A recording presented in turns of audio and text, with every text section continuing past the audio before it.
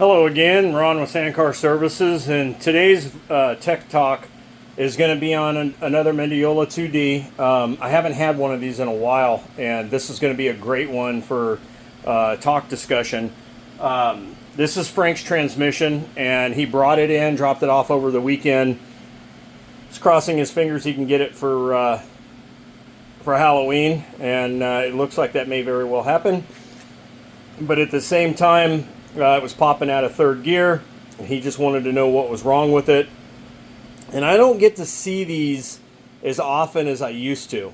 A couple years ago, I was seeing this, about one in every 10 transmissions. Now, I haven't seen it in a while, so people are getting better. But, we have people that are doing their own transmissions. We have shops that are doing them. And then we have the people that dry shift their transmissions after they get them back with fresh synchros, and they try forcing them into gear, and they literally can either bend the synchros or slip the shift rods. And this is the discussion that I'm going to have. So let me show you why this is popping out of third gear. So the top shift rod, there's 3 shift rods in a 2D. And if you look at it when they're in the car, there's a top one, which is the 3-4 shift. The center one, which is 1-2 shift, and the bottom one, which only comes out, and that's your reverse. When you're pushed all the way in on the shift rod, that's third gear. When you're in the center and all these are lined up, that's neutral, and then if you pull it all the way out, that's fourth gear. So detent ball wise, in the intermediate housing or gear carrier housing is lined up properly. The reason he's popping out of third gear, I found out, and I don't normally put, before I go into that, I don't normally put a used gear carrier in the shift jig during teardown. It's not a standard thing for me. When a customer tells me that they're popping out of gear, that's why I do it, because I want to know. It takes me, 15 minutes to set the shift jig up, and that 15 minutes just told me what the problem was before I even fully tear the gears out. So where we're at with this is that this is third gear right here. This is the third gear cone. That's what drives this gear. And then this is the 3-4 slider. And the slider slides back and forth. And when it's in the center state, this gear is allowed to spin. That's why they call it an idler. It's allowed to spin by itself. And so is fourth gear. But when you move your shift rod, which is right here, when you move it forward or backwards, forward comes into third gear, which is what it's doing now, and back is in fourth gear. Now here's the deal. I can already tell you he's out of alignment because the majority, unless they've been cut off because somebody welded them, the shift rod is usually inset on the 3-4 shift fork. Okay, it's usually back about where my screwdriver is, right? And if you look at how far inset the 3-4 slider is, it should be, this part here should be flush with this part here. So he's only engaging 50% of his teeth, and that's why he's popping out of third gear. I'm not even able to get this transaxle to shift into fourth right now, even with a spinner on it. So I've got to look into that during teardown. But this is an excellent time for me to bring up a couple of points. Now, there are people that like to weld these shafts.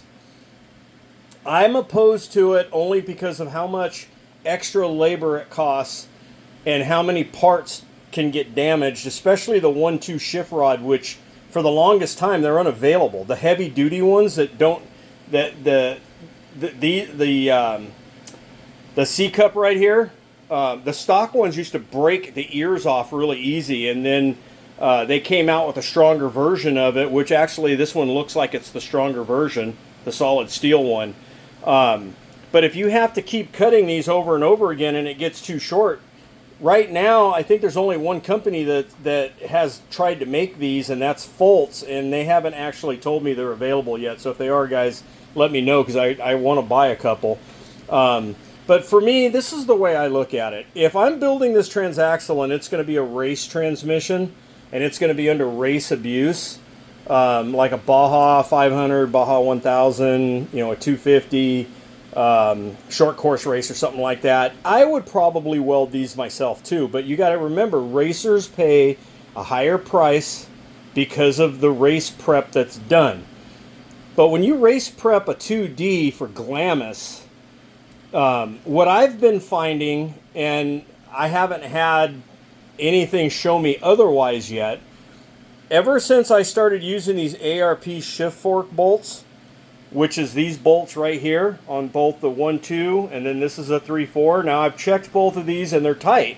They can go tighter, but the problem that we have with the stock ones is if you tighten them down to where they really need to be, the heads will break off. And then you're forced with having to deal with taking it all back apart and drilling everything out. Put these in there, you can get these things way tight. I mean, you can really cinch down on these shift forks, and that's the reason why I talk about upgrading to the ARP shift fork bolts from Weddle. So if you guys want to do these yourself, call Weddle, order them. You know, to me it's about $6 or $7 for the pair of them to the customer. So it's kind of crazy not to do that. But at the same time, I am noticing before teardown that we have some pretty heavy gear wear on second gear, so the main shaft on this is probably going to get condemned. And then I really need to look at fourth gear and see what the fourth gear gear stack looks like. It could just be that the synchronizer for fourth gear is jacked up or bent because this is slipped. So my guess is somebody probably tried to force this, or the other thing that could have happened is that whoever set it up last didn't get the adjustment right. They were just off the chart accidentally. And then the other thing that I see every once in a while is there are people that will take these apart themselves and put them back together. And if you do not have a shift jig, it's going to be impossible for you to get the spacing on because there's shims back here that shim your main shaft. It's going to be impossible to get that right and your shift adjustments. So this is Ron with Sandcar Services. I thank you for watching. I'll do another Tech Talk soon, and we'll see you out in the dunes.